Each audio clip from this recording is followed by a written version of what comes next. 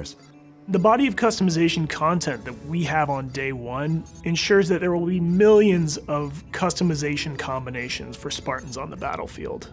Hey everybody, today we're going to be talking about customization, Halo Infinite's progression system, and the overall battle pass. Now a lot of people are like, Remy, in your review video you didn't include all of these things, or you mentioned it very briefly. And that's because I was waiting for the Tenrai, the very first Fractures event, to see what that was like before I made this video. If the first Fractures event was very good, that would have changed some of the things I would have said, but it's safe to say that people aren't happy. Before I go any further, I just want to say that 343 is aware of this. Sketch has tweeted out that they're aware, but all of the team are away for the break. They've been grinding to get the game out the door, so I wouldn't expect anything done for the next couple weeks. With that said, we're going to talk constructively to outline what changes we would like to see made as a community. So let's jump into the video.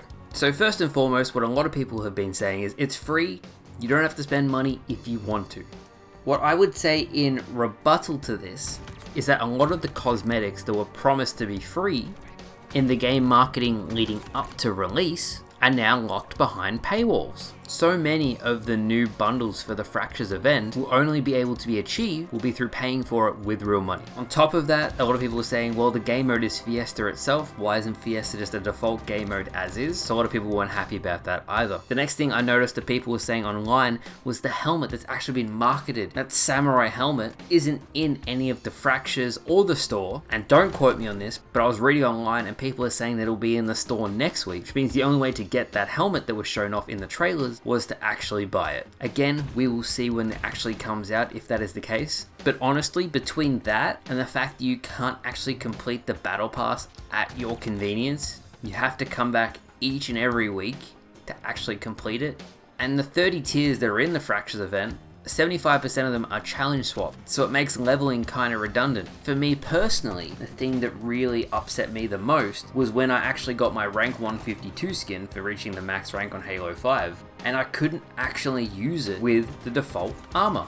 I had to unlock new armor to actually use it. And that's the same thing with the Fractures armor. You can only use that armor set, that armor core, with maybe 1 or 2 different color sets, even though you might have 20 different colors. Locking people's customization is exactly the opposite of the justification that was given to us as to why color options past progression was being removed. And that's why I feel like people are upset, because they feel lied to. We were also told that there was millions of combinations you could have, but I've played for about 80 hours now, and I've only got 2 different chest pieces that have been unlocked. Now this doesn't take away that we think the game is phenomenal in regards to the actual gameplay. I think it's great, it's really, really good.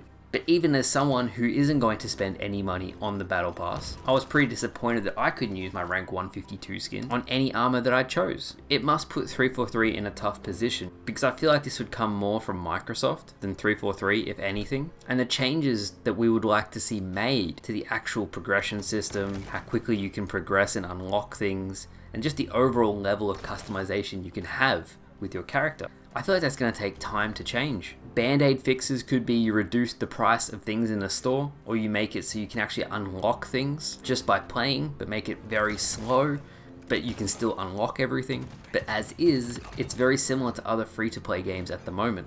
It's also probably a big shock going from MCC, where all this content is free, to a game where the smallest thing, like a color, is $20. And I saw some people say, well, Remy, you don't just get the color, you get all this armor with it. But if someone just wants the color white, then they have to pay that set value. And speaking of which, as the new week has rolled around, that white color is now gone. So if you didn't buy it, guess what? You don't have the color white. Too bad. And that just doesn't seem like the right way to go about it.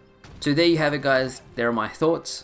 I know you guys will have a lot to say in the comments about this. Please keep it constructive, because I know as a community, if we give our opinions in a positive way, there's more of a chance that this video especially will get listened to. So thank you all so much for watching. Hopefully you enjoyed today's video, and I'll see you guys later. Bye bye.